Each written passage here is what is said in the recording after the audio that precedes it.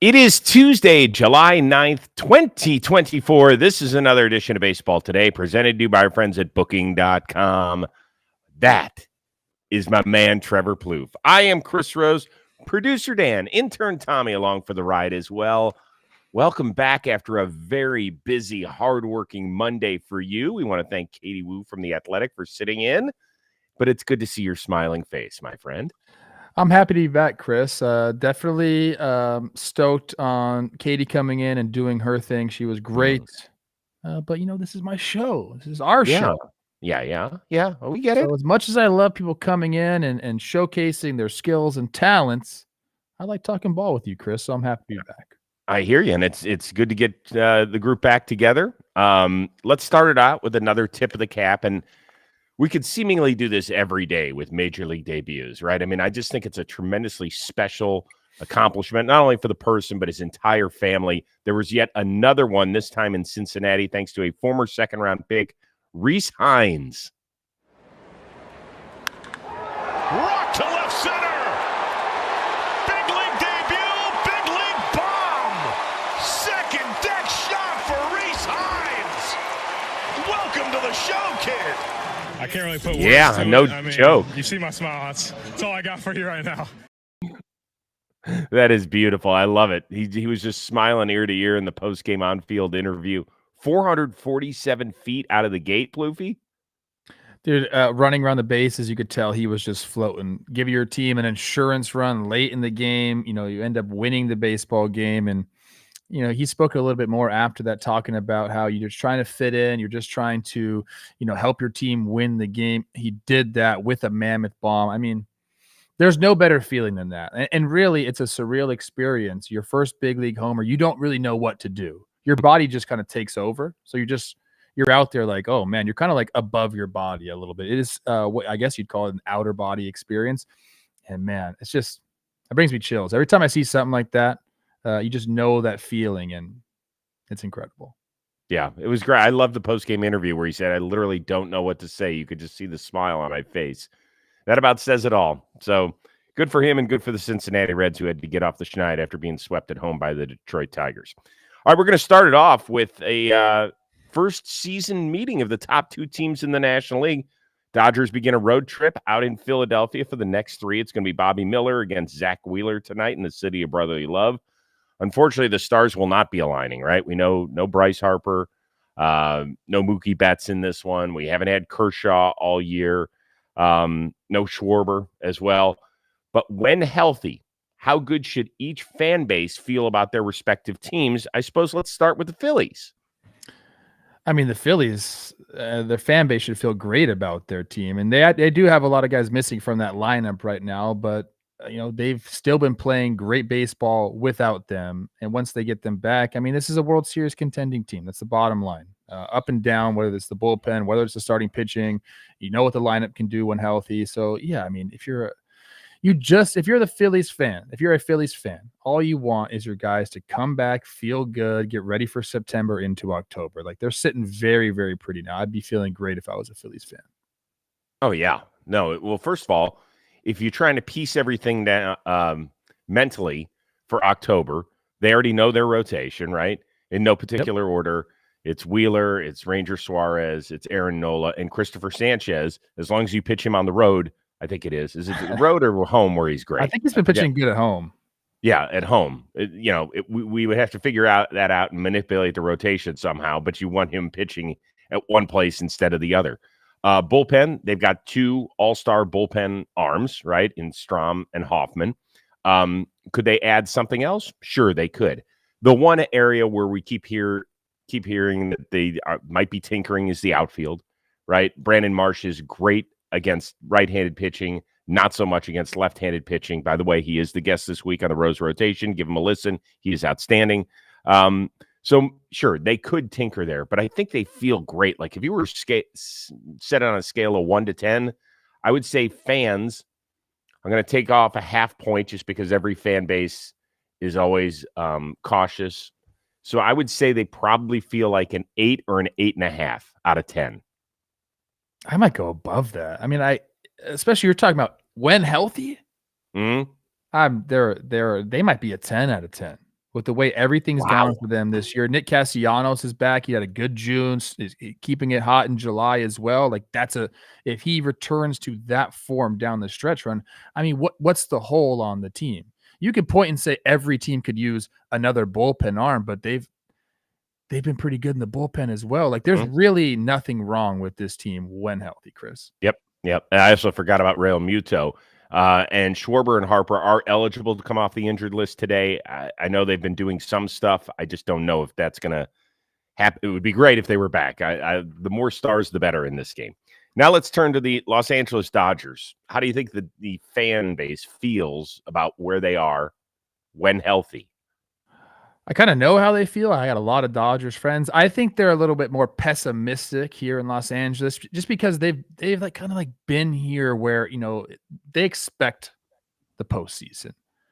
All they want is a World Series. So I think they're a little bit more pessimistic with the roster, only because they've dealt with, you know, a ton of injuries. The rotation has kind of like been in flux a little bit, but when they're healthy, they have a ton of depth in the starting rotation. If you get Buehler back, Kershaw's coming in, like Landon Knack has come up. He's been great. Gavin Stone has been really incredible for them. Bobby Miller, he needs to kind of step it up. He's kind of like, I was looking at his game logs. He's had all sorts of different days of rest, 6 days rest, 4 days rest, 5 days rest. Like they're not giving him enough of like a set schedule, and pitchers really need that. So I'd be curious to see how they're going to do that as everyone gets healthy. The lineup is good when everyone's there. I think that Miguel Vargas is really pushing for more playing time. He's been really, if he is the guy who he's been so far in limited plate appearances this season, then I think that lineup continues to have length. I think that was a question mark, like how top heavy is this Dodgers offense? The bullpen's been incredible. So I think if we're putting numbers on the Dodgers fans and how they're feeling, I think they're more like an 8 than anything. But again, that's just because they've been there, done that, and they understand how hard it is in October. So they're just a little bit more pessimistic. So when we play the healthy game, and here's the thing, like Yamamoto, we think he's going to be okay, but we're not 100% certain. Like this is not some sort of like little hamstring tweak that, he'll be fine in 4 to 6 weeks. That's not what this is. So that one I'm a little leery of. But we're talking about Glasnow being fine, Stone, Bobby Miller, we need to see more out of. James Paxton, I think, has been probably better than they anticipated. We don't know, Kershaw's supposed to resume throwing coming up in rehab assignments. I have no idea what they're going to get out of Walker Buehler. None this year. I don't know if he'll be a bulk innings guy when they get to October, if he'll be a bullpen dude. I have no idea what he is. Dustin May, I saw him on a mound in Arizona at the beginning of July throwing. I don't know where he is. Knack, Robleski is another kid they just brought up, that left-hander that throws like 97. I was like, Jesus. I mean, where do they get these guys? That's what I'm saying. When healthy, they have so many guys for that rotation. It's kind of like, what are you even going to do? How do you choose? I mentioned Bobby Miller, the days of rest. Like, are you going to go to a 6-man? Like, it's interesting. And here's the one thing I would say. Obviously, they're still trying to figure out what their outfield looks like for the most part. When Mookie returns, and I do think he will return at shortstop, although I think he probably should be moved to second base and keep Miguel Rojas at short. That's what I would do. If you keep him at short, I think they have to figure out what they want to do at second base. Miguel Rojas, listen, we love him here. He has saved their ass. He really has on a lot of different areas. I think Mookie does go back to second. I think internally they're probably talking about that. It solves the problem right away. I mean, you could move Miggy to second base, but if you're going to have them both in the infield at the same time playing every day, it makes sense to say Miggy at short. Yeah, have the guy who's the better shortstop at shortstop. It's that simple. Should be a really fun series. I'll be tuned in all 3 games. Meanwhile, the reigning National League champs, they cannot get a great run going. Man, oh man, it happened again. Their closer keeps having that door kicked open. This is it deep to right center, and it's happened again. Did you hear the out of Bob Brenly at the end of that? That's the Diamondbacks broadcast. So that was the game-tying shot by Sean Murphy. They end up going into extras. Braves score 1, Diamondbacks score 1, and then the 11th, the Braves tack on the game winner. So in the last 9 games, the Diamondbacks are 6-3. All 3 of those losses are Paul Sewald blown saves. Torey Lovullo was asked afterward, you sticking with him? And he's like, yeah, we haven't really even gone down that road yet. Is that a mistake? No, it's not a mistake. You could be having those talks internally. Obviously, if it continues at this pace, then yeah, you have a talk and maybe you move Ginks back there or something like that. But Sewald, before that was nearly perfect. So I know 3 games in a row looks bad. And you mentioned, I got Dalton Feely all in my timeline talking about how he can't believe this has happened. They should be 9-0 in those games, whatever it is. Guys are going to go through this. And I love the way Torey Lovullo approached it. I was talking to somebody that met him the other day. I forget who it was. And they said, man, this guy's like so personable. So like, he just seems happy to be at the park. And I would love to play for a guy like Torey Lovullo that has your back in the media like that. So I think he said all the right things. And I think there are times where closers go through funks like that. Think about your team and then think about your closer. And what, has he been perfect, throughout the years? I know Clase hasn't been that way. I know even Duran for my Twins hasn't been that way. There are times where guys go through funks. And I think especially at this point in the season, I get where they're at in the standings. I get that we're coming up on the trade deadline, all of that. But I think there's time for him to work things out. And I think if you continue to give him a chance. Now, if it continues, maybe you have a few outings in a little less leverage situations just to, get that feeling back. You evaluate what his pitches are doing. Like, is there a drop in, the horizontal movement or the vertical movement, something like that. You evaluate all of that. But if it's just, location, like that's something that Paul Sewald can work through. He's been a closer for a long time. I think Torey said the right things. Yeah, it's always interesting. Managers these days in the world of sabermetrics and everything else, it feels like the one area where they have control is at the back end of the bullpen, who they can really let in there. Now, your sabermetricians in your front office can certainly point to all the stuff that you just talked about. Sewald is a really different type of closer, right? He's like 91, 92, maybe 93. He doesn't throw exceptionally hard in today's game. He uses that Invisa fastball where guys just can't see it and can't hit it and can't square it up. He didn't become a closer until his mid to late age 31 season. So he hasn't been doing it forever, but he is certainly the most experienced guy they've got. It's just that when you start rooting for somebody else to take that spot, talk to any relief pitcher, any one of them. To fans, this isn't fantasy baseball where you could just stick them in. This is real life. And those last 3 outs are a different animal. They will all tell you the same exact thing. And for us, as just regular baseball people, it doesn't seem like it should be, but it is. So are you going to tell me that Justin Martinez, who's 22 years old with 1 career saves and less than 40 major league appearances, is the guy you want to hand the ball to in the 9th? Maybe. Kevin Ginkel, who's been very good for them the last couple of years. He has 5 of his 13 career saves from earlier this year when Sewald missed the first month plus. Ryan Thompson, 5 career saves in 5 seasons. So you tell me what is the perfect thing for them. You tell me. Go ahead. Keep Paul Sewald there. Listen, guys are hitting 184 against his four-seam fastball and 130 against his sweeper. Like, he got clipped a few times in a row. That's all it is. It's baseball. And look at the guys who clipped him. These are all-stars. Like, these guys are the best in the sport. If you make a mistake, they're going to hit it. I'd bank on Paul, finding his rhythm again and being the Diamondbacks closer the rest of the year. Yeah. It'll be interesting. And I know it's frustrating because, right, you've won 6 your last 9, and those 3 obviously can be marked on him, although there's other parts of the game that cost you as well.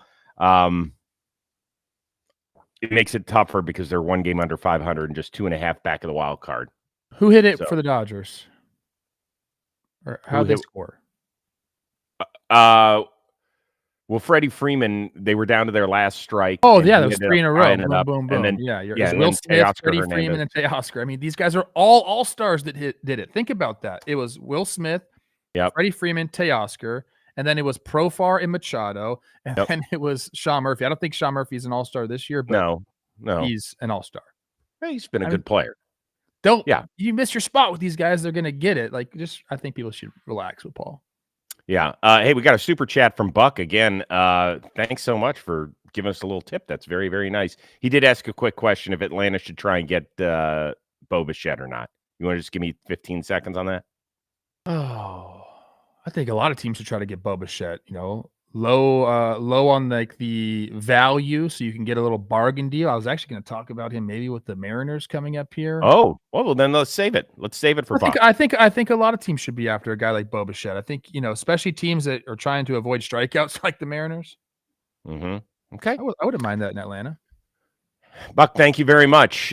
Quick reminder that this show is sponsored by BetterHelp. Do you tend to compare your life to others? And what do you do when you get caught up wishing your life looked like somebody else's? It's very easy to envy other people's lives. It might look like they have it all. When you check out their social media, you're like, man, why do they have that and I have this? Well, in reality, they probably don't. And therapy can help you focus on what you want instead of what others have, so you can start living your best life. It is so important to do that. I think particularly with the explosion of social media over the last decade plus. Yeah, we do. We tend to get envious, and we say, how often do you sit there and you might say to that someone special in your life, you're like, God, I can't believe they're doing that. They're taking this trip in the summer with their kids. And, we can't do that. Well, it is important to focus on what you have, and maybe it's not perfect, but BetterHelp can help you focus on the good things that you have and how you can make things better. I've told you this countless times. I've been a big fan of therapy, in and out of it ever since I was a little kid. My parents always felt like it was important for me to share my thoughts and my feelings with somebody outside of the family community, and it has helped me in times where work might be bothering me, certain relationships aren't great. And there's no problem with saying, I need help. And here's the nice thing for you. It's entirely done online. It is designed to be convenient and flexible and suited for your schedule. All you have to do is fill out a really brief questionnaire. You'll get matched up with a licensed therapist. If you have a meeting and you're like, God, we did not click, we had no chemistry, that's okay. You can change therapists and no additional charge. So stop comparing and start focusing with BetterHelp. I want you to visit betterhelp.com/baseball today. You're going to get 10% off your first month. That is help, HELP.com/baseball today. We wish you well in achieving your best life possible. All right. Pair of second place teams got busy on Monday. Cards beat the Nats Monday afternoon. Meanwhile, your Minnesota Twins, a back and forth game on the south side of Chicago that went something like this in extra innings.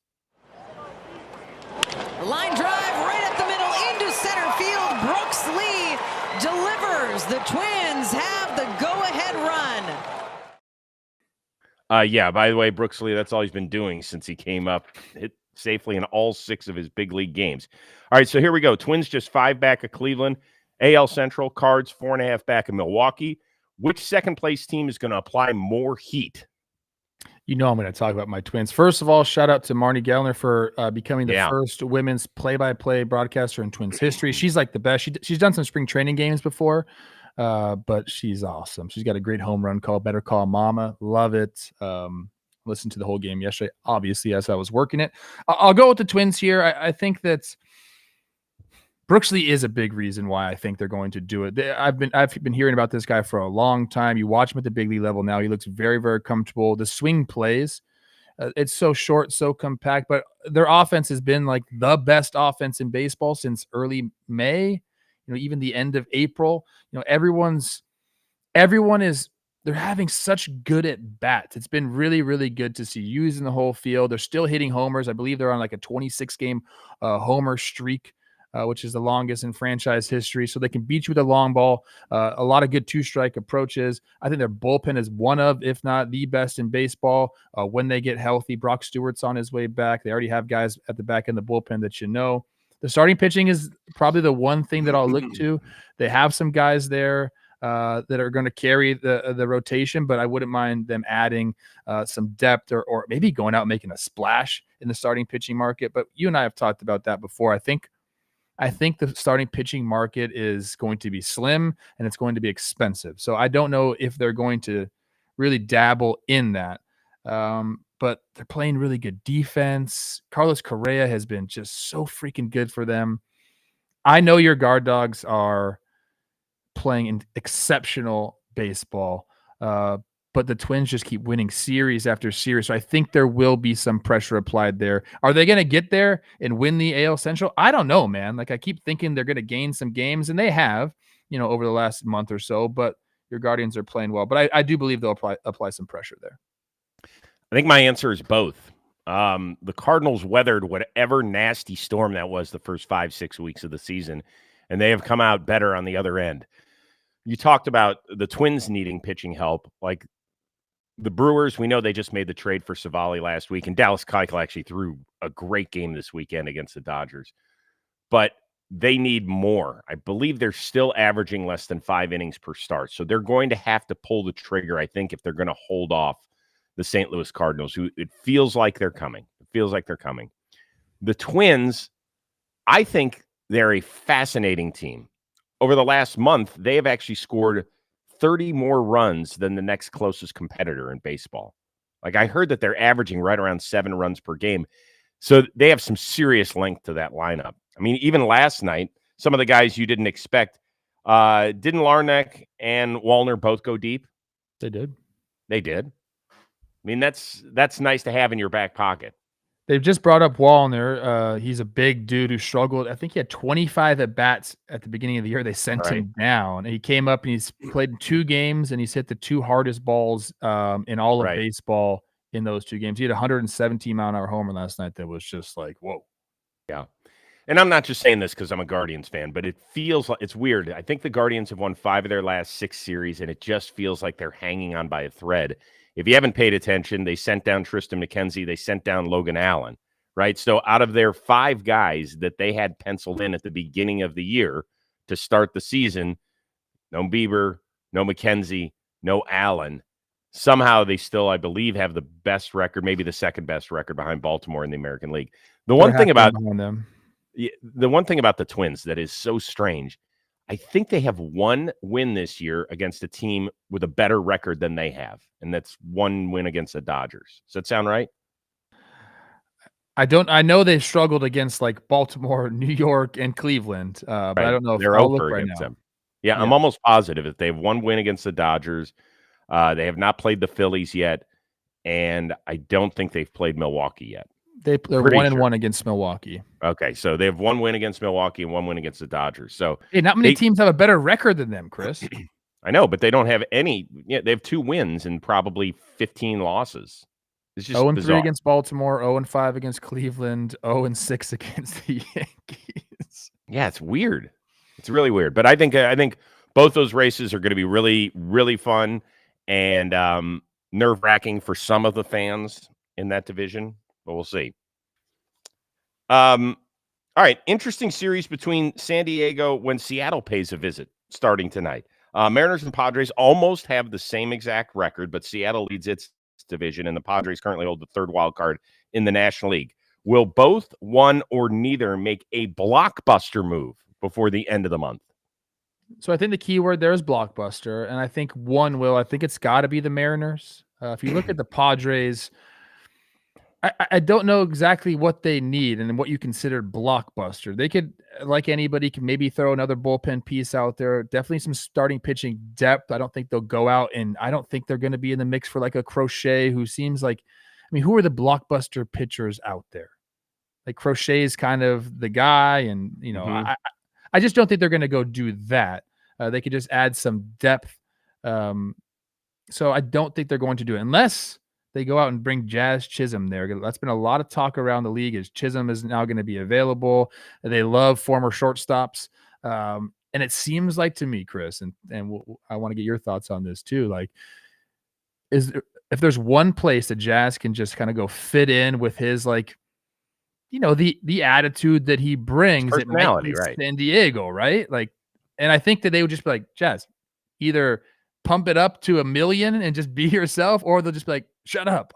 I feel like they could do either with Jazz and he would fit in there. So if they do that, then I think that would be considered a blockbuster trade. But right now, Hold on. Hey, can I ask you a question? Where would he play? I don't know. I mean, You've got 3 all-star outfielders. Tatis is out right now, so maybe you kind of, I don't know, man. Okay. Anyways, I don't think that my point is, I don't think the Padres are going to make a blockbuster trade. All right. But I do think that the Mariners are going to have to do something, for their offense, whether that means bringing in a guy like a Bo Bichette, maybe a Jonathan India to play second base. I love my guy Polanco. I would give him more time, but they need to get some offense in there. And Bo's a good bat to ball guy. We know they've been struggling with the strikeouts for a decade or something. So I see them bringing in somebody big offensively. I think they have to. I think they owe it to the fans. I think they're in the position to do it.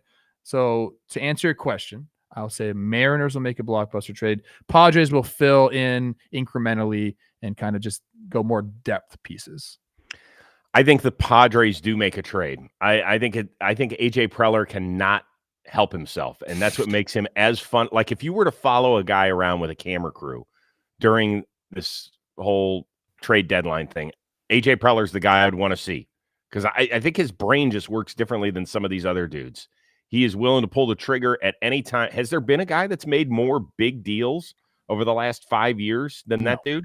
I mean, Dombrowski is like, that's about it. He's great. He's super fun to watch. We haven't talked about the Yu Darvish situation yet, but who knows how long he's going to be gone from the team.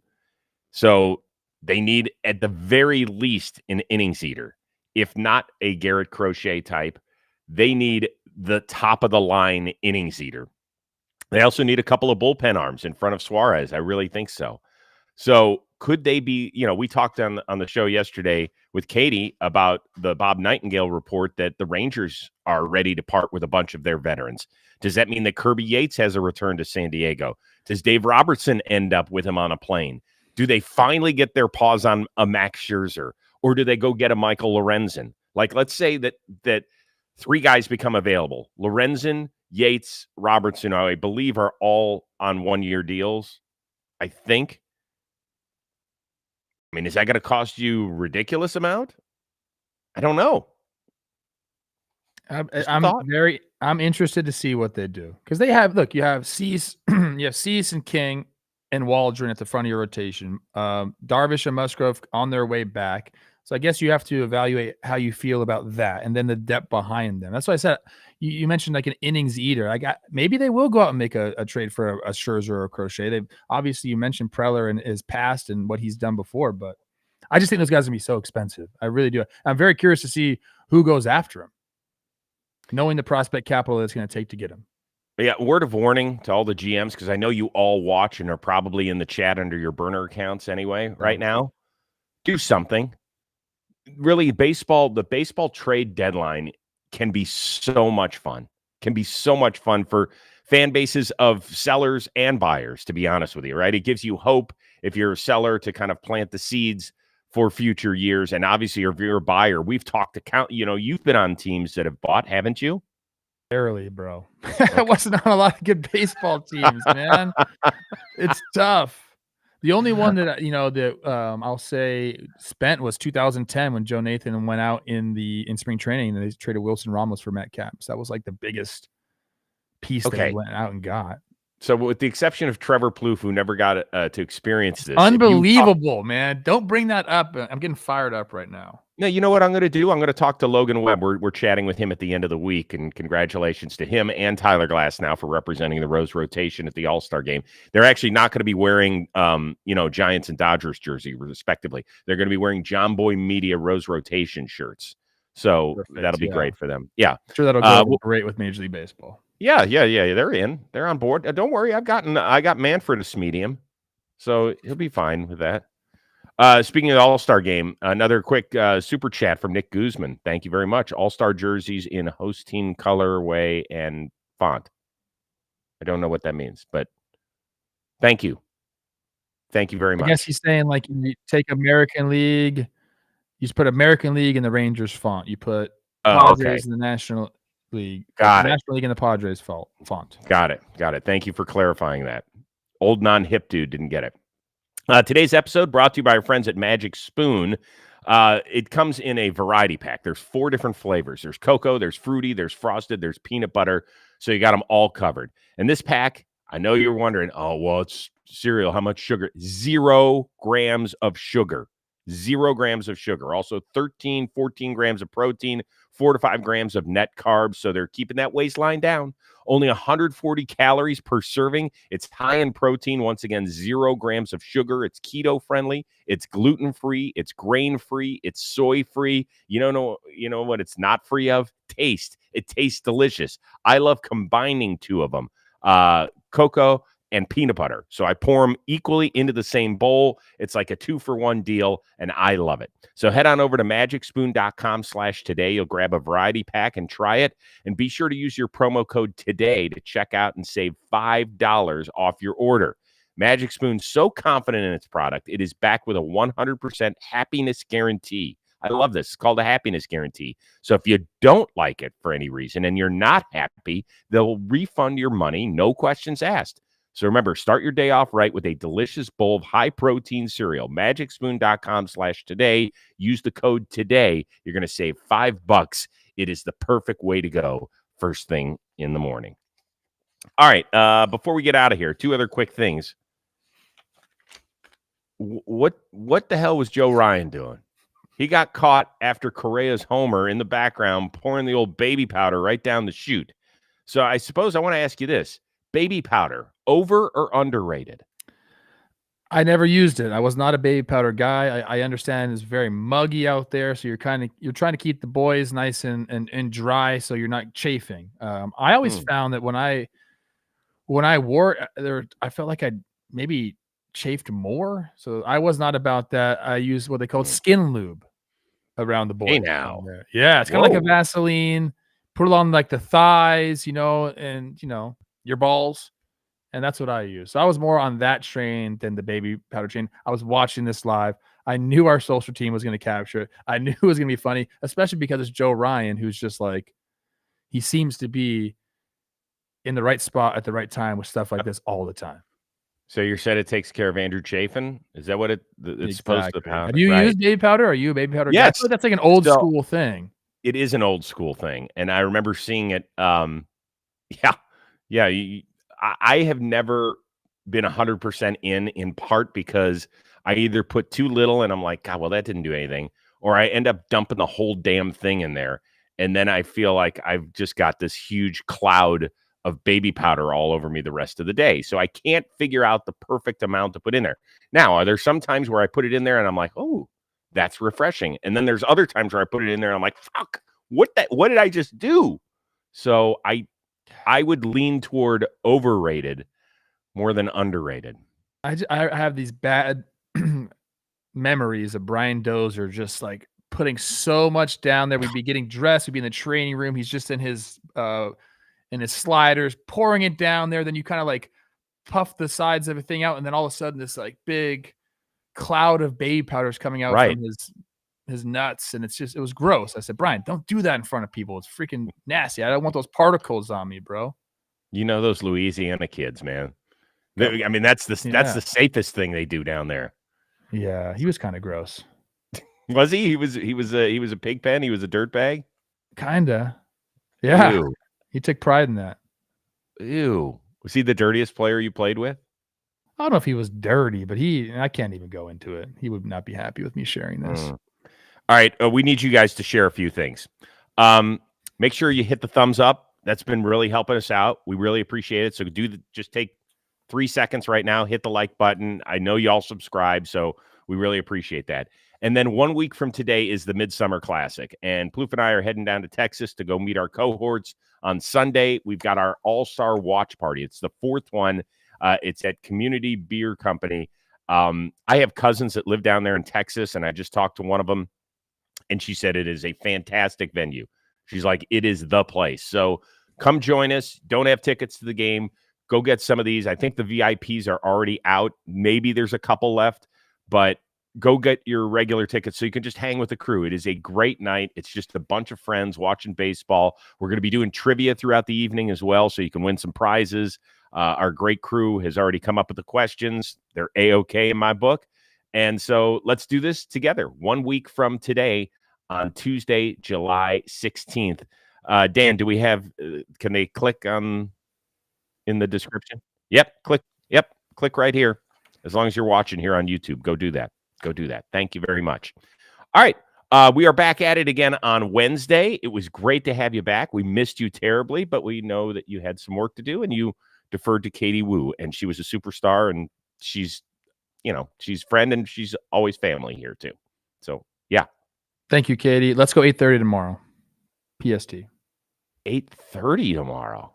Yes. 8:30 Pacific, 11:30 a.m. Eastern if you want to join us live, which we certainly hope you do. Thank you very much. All right, special shout out to our one-of-a-kind producer, Dan Rourke, our amazing intern, Tommy Young. That is the uber-talented Trevor Plouffe. I am Chris Rose. We will see you Wednesday on Baseball Today, presented to you by Booking.com.